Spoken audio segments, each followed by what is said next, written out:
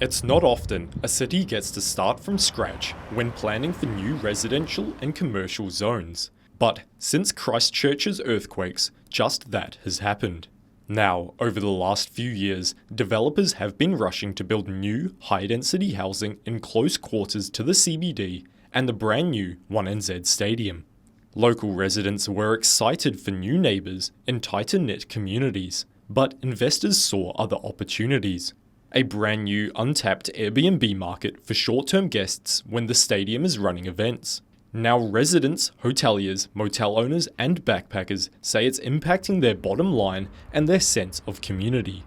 It's actually determining the character of the central city for forever, for many, many years.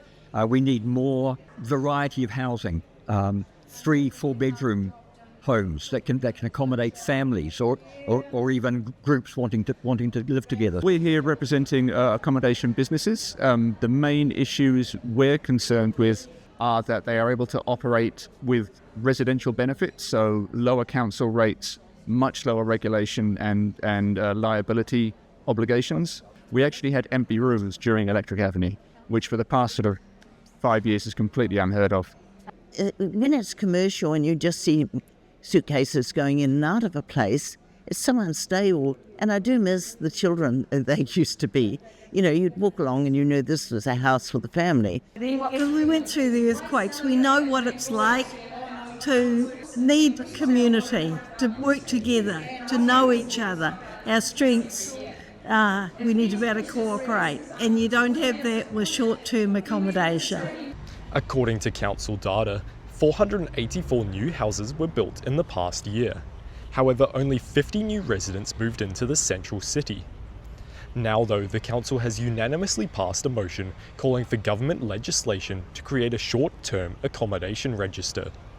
The councillor heading the motion, Nathaniel Hurst-Jardine, says it's great to see support across the political spectrum.